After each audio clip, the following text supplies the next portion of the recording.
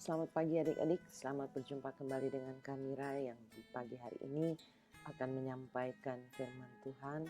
Kiranya Tuhan Yesus memberkati kita semua dengan kekuatan, kesehatan, sukacita, dan damai sejahtera. Dan Kamira berharap adik-adik juga selalu tetap semangat untuk mengikuti dan merenungkan bersama firman Tuhan yang akan kita baca dan renungkan ini. Adik-adik, kiranya adik-adik juga selalu ada dalam sukacita dan adik-adik selalu tetap semangat, tetap gembira walaupun adik-adik belum bisa kemana-mana. Baik, kita akan memulai ibadah kita di pagi hari ini. Bacaan kita terambil dari kitab Rut pasal 1 ayat 1 sampai dengan 14. Sebelum kita membacanya, kita akan berdoa terlebih dahulu memohon pimpinan Roh Kudus. Mari kita berdoa. Tuhan Yesus yang baik, terima kasih Tuhan. Kiranya Tuhan mau memimpin kami dalam membaca firman-Mu. Tuhan, biarlah hati kami boleh Engkau penuhi dengan hikmat Roh Kudus agar kami boleh mengerti segala kebenaran dari firman-Mu. Dan biarlah firman-Mu ini boleh tinggal tetap dalam hati dan pikiran kami dan kami boleh lakukan dalam hidup kami. Ampuni ya Tuhan segala kesalahan dan dosa kami, sucikan dan kuduskan kami, agar kami layak untuk menerima anugerah berkat dan firman. Ya Tuhan, berfirmanlah, kami siap untuk membaca serta merenungkannya.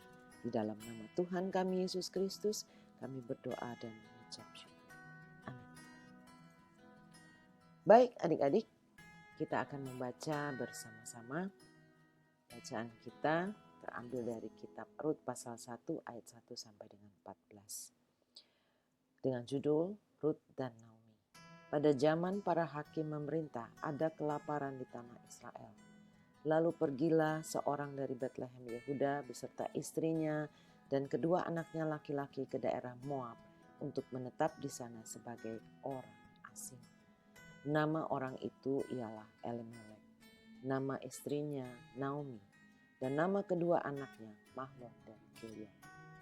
Semuanya orang-orang Efrata dari Betlehem Yehuda, dan setelah sampai ke daerah Moab, diamlah mereka di sana.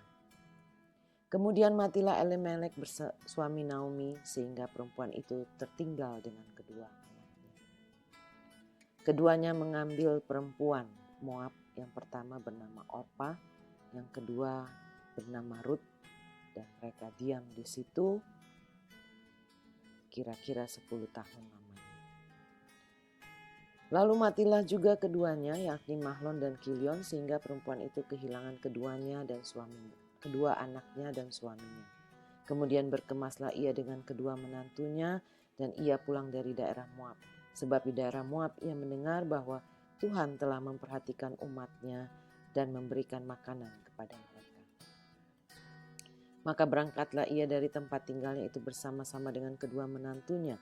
Ketika mereka sedang di jalan untuk pulang ke tanah Yehuda, berkatalah Naomi kepada kedua menantunya itu, "Pergilah, pulanglah masing-masing ke rumah ibunya. Tuhan kiranya menunjukkan kasih-Nya kepadamu seperti yang kamu tunjukkan kepada orang-orang yang telah mati itu kepadaku. Kiranya atas karunia Tuhan kamu mendapat tempat perlindungan masing-masing di rumah suaminya." Lalu diciumlah mereka, tapi mereka semua menangis dengan suara keras dan berkata kepadanya, "Tidak, kami ikut dengan engkau pulang ke bangsamu." Tapi Naomi berkata, "Pulanglah anak-anakku, mengapakah kamu turut dengan aku? Bukankah tidak akan ada lagi anak laki-laki yang kulahirkan untuk dijadikan suamimu nanti? Pulanglah anak-anakku, pergilah, sebab sudah terlalu tua aku untuk bersuami. Seandainya pikirku ada harapan bagiku, dan sekalipun malam ini aku bersuami, bahkan sekalipun aku masih melahirkan anak laki-laki. Masakan kamu harus menahan diri untuk tidak bersuami? Janganlah kiranya demikian anak-anakku. Bukankah jauh lebih pahit yang aku alami daripada kamu? Sebab tangan Tuhan teracung terhadapku." Menangis pula mereka dengan suara keras, Lalu Orpa mencium mertuanya itu minta diri, tetapi Rut tetap berpaut padanya. Demikianlah firman Tuhan, terpujilah Kristus dengan firman-Nya. Haleluya. Adik-adik yang kami kasihi di dalam Tuhan kita Yesus Kristus, seperti yang kita ketahui, cerita Rut ini sering sekali kita baca dan kita renungkan bersama. Tentu adik-adik sudah tahu tokoh-tokoh di dalamnya, yaitu Naomi dan Rut. Ya, tapi Kamira akan mencoba merefresh kembali cerita ini dengan secara singkat. Seperti yang kita ketahui, keluarga Elimelek keluar dari tanah Betlehem Yehuda karena bencana kelaparan hebat. Lalu ia menjadi pendatang di tanah Moab yang didiami bangsa Moab yang tidak mengenal Allah Israel. Kemudian meninggallah Elimelek dan kedua anaknya mengawini perempuan Moab, yaitu Orpa dan Rut. Kemudian tidak lama kemudian meninggal pula kedua anak Naomi, sehingga Naomi menjadi sebatang kara yang hanya tinggal dengan dua menantunya dari bangsa yang lain. Naomi merasa tidak ada harapan tinggal di Moab. Lalu dia berniat untuk kembali ke Betlehem Yehuda. Lalu Naomi membiarkan kedua menantunya ini untuk kembali ke rumah ibunya masing-masing, dan dia akan pulang kembali sendirian. Tetapi salah satu menantunya yang bernama Rut bersikeras mengikuti Naomi. Ia rela meninggalkan tanah kelahirannya demi mertuanya. Dia tidak mau meninggalkan mertuanya seorang diri. Sehingga Rut ingin mengikut Naomi ke tanah Betlehem Yehuda. Walaupun Rut tidak memiliki gambaran bagaimana dia bisa hidup di tanah yang baru, yang asing buat dia. Tapi dengan iman Rut mengikuti Naomi. Setelah tiba di sana, Naomi dan Rut pun harus bekerja mencari nafkah untuk kehidupan mereka, dan itu tidak mudah. Tetapi Rut adalah seorang wanita bekerja keras, sehingga dia mau bekerja apapun juga walaupun dia hanya memungut jelai gandum. Dan Kamira juga pernah bercerita kepada adik-adik, yang dimaksud dengan memungut jelai gandum adalah dia memungut gandum-gandum yang sudah jatuh di bawah tanah, dan yang masih bagus dia ambil dan dia kumpulkan untuk dia bawa pulang dan akan makan bersama mertuanya. Yang pada akhirnya di dalam, kalau adik-adik baca selanjutnya dan adik-adik juga sudah mendengar ceritanya, bahwa kebetulan Rut ini bekerja di ladangnya Boas, yang masih juga keluarga Elimelek, ayah mertuanya Rut. Dan Boas merasa bahwa dia harus membantu Rut, sehingga dia membiarkan Rut mengambil jelai gandumnya, dan dia dengan sengaja menyuruh pekerja-pekerja pemetik gandum itu untuk menjatuhkan gandum yang masih baik, sehingga Rut bisa mengambilnya dan mendapatkan gandum yang masih baik. Dan pada akhir cerita ini adik-adik bisa baca bahwa Rut ternyata menikah dengan Boas dan hidup mereka menjadi baik kembali. Ini merupakan jerih lelah dan pengorbanan Rut, sehingga membuahkan hasil, dan ia dapat memberikan kehidupan yang baik dan penuh pengharapan bagi mertuanya Naomi. Adik-adik, apa yang ingin disampaikan dalam bacaan kita di pagi hari ini adalah sikap Rut itu yang turut prihatin merasakan kesusahan Naomi, sehingga dia merasa bahwa ada ikatan batin bagi dia dengan Naomi. Dan hubungan Rut tidak berdasarkan perhitungan untung rugi atau balas jasa, tapi dia dengan rela hati, dia mau mengikuti Naomi ke tanah yang dia tidak pernah tahu seperti apa. Dan dia menjadi orang asing. Jadi orang asing itu kehidupannya boleh dibilang menjadi kelas 2 yang hidupnya tidak mudah. Seperti tadi, di mana dia sangat tahu diri benar bahwa dia tidak bisa memetik gandum dari pohonnya, tetapi dia mengambil jelai gandum yang jatuh yang dipetik oleh pemetik-pemetik tersebut. Lalu Naomi juga menunjukkan besarnya kasih dan perhatian Ruth kepada Naomi. Kasih Ruth kepada Naomi adalah kasih yang tulus, bukan kasih yang bersyarat dan penuh kepura-puraan. Kasih yang sejati tidak dapat dibendung atau dihentikan oleh kepahitan hidup. Pelajaran apa yang bisa adik-adik ambil dalam bacaan kita di pagi hari ini? Dengan tema kita di pagi hari ini adalah hidup yang memberi hidup. Apa sih maksudnya hidup yang memberi hidup? Artinya adalah bahwa sebagai anak-anak Tuhan, adik-adik ini harus memiliki perwujudan kasih tulus kepada orang tua, kakak adik, saudara, teman-teman, dan sesama kita di sekitar kita.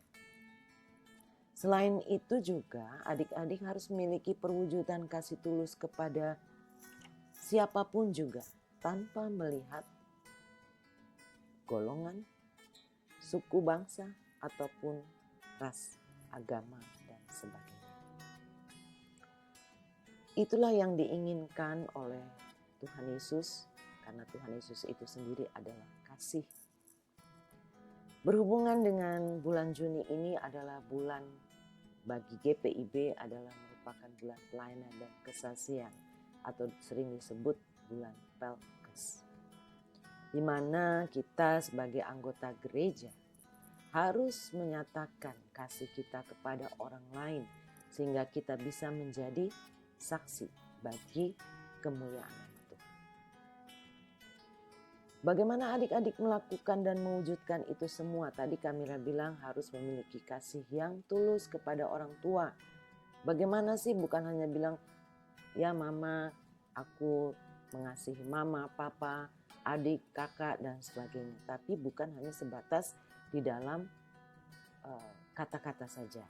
Tapi harus diwujudkan dalam tindakan. Misalnya, kalau kita mengasihi orang tua, kalau adik-adik mengasihi orang tua, maka adik-adik harus bersikap dengan baik, sopan, lalu bersekolah dengan baik. Karena kenapa? Adik-adik ini sudah disekolahkan oleh orang tua, diberikan kesempatan untuk mengembangkan diri sebaik mungkin. Oleh karena itu, sebagai perwujudan kasih adik-adik kepada orang tua adalah dengan bersekolah yang baik, menunjukkan prestasi yang baik sehingga memberikan kebahagiaan kepada orang tua. Lalu juga membantu pekerjaan di dalam rumah. Jangan sampai biasanya nih adik-adik kalau di dalam rumah tunggu disuruh dulu baru mengerjakan tugas pekerjaannya. Itu pun juga dengan bersungut-sungut. Kalau kita mengasihi orang tua, kita lakukan dengan segenap hati, dengan penuh cinta kasih. Lalu bagaimana perwujudan kasih yang tulus kepada teman-teman? Misalnya di dalam kelas ada seorang teman yang misalnya tidak kurang dalam satu pelajaran, matematika misalnya, tapi adik-adik ini selalu juara dalam matematika. Seringkali kita temukan bahwa yang tidak terlalu pandai atau yang kurang dalam pelajaran ini menjadi bahan ejekan atau olok-olokan, atau kita menghakimi dia bahwa dia tidak belajar lah, dia bodoh lah, dan sebagainya. Apa yang Tuhan inginkan kita mewujudkan kasih kita dengan tulus adalah kalau adik-adik itu merasa bahwa dirinya mampu, lebih mampu untuk dalam pelajaran matematika, maka tidak ada salahnya kalau adik-adik juga mengajarkan. membagikan ilmunya kepada teman-temannya, sehingga dia menjadi mampu dan otomatis dia akan terangkat. Itu yang dimaksud dengan hidup yang memberi hidup. Artinya hidup adik-adik ini mempunyai makna atau faedah bagi orang-orang di sekitar kita. Jangan katakan bahwa adik-adik ini masih kecil, adik-adik ini belum bisa melakukan apa-apa untuk membagikan kasih. Tidak. Dengan hal-hal yang sederhana dan simpel saja, adik-adik bisa mewujudkan kasih yang tulus tadi, seperti contoh-contoh yang sudah Kamira tadi berikan. Selain itu, adik-adik juga harus bekerja keras, seperti halnya Ruth yang mau bekerja keras, sehingga dirinya dapat memberi hidup kepada Naomi. Kalau adik-adik bekerja keras, adik-adik berhasil, lalu adik-adik menjadi berkat bagi keluarga, orang tua, saudara, dan sebagainya, adik-adik akan memiliki hidup yang bermakna. Adik-adik juga diminta untuk tidak hanya memikirkan segala sesuatu untuk kepentingan sendiri, tapi juga harus mengasihi sesama sehingga hidup adik-adik dapat memberi makna bagi orang lain.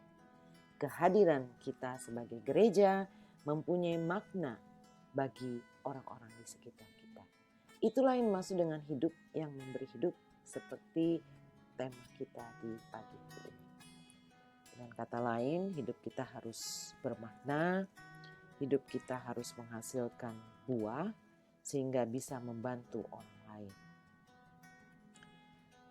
Kalau adik-adik pernah pergi ke Manado, ya, di bandara Manado, itu ada satu tulisan yang besar yang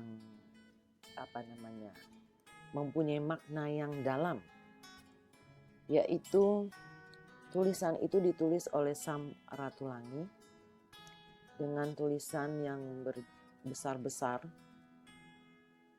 Ya, Sam Ratulangi adalah tokoh atau pahlawan atau tokoh pendidikan dari Manado dengan tulisan Sitau Timo Tumoto. Artinya adalah kurang lebih seperti ini. Manusia baru dapat disebut sebagai manusia jika sudah dapat memanusiakan manusia lain. Ya. Seperti ini kira-kira maksudnya. Mungkin kalau artinya itu agak ribet ya. Apa ini? Seperti ini, bahwa hidup kita ini harus memberi faedah bagi orang lain. Kalau saja kita hidup hanya untuk kepentingan kita sendiri, itu namanya kita hanya untuk diri sendiri. Artinya tidak bermakna bagi orang lain.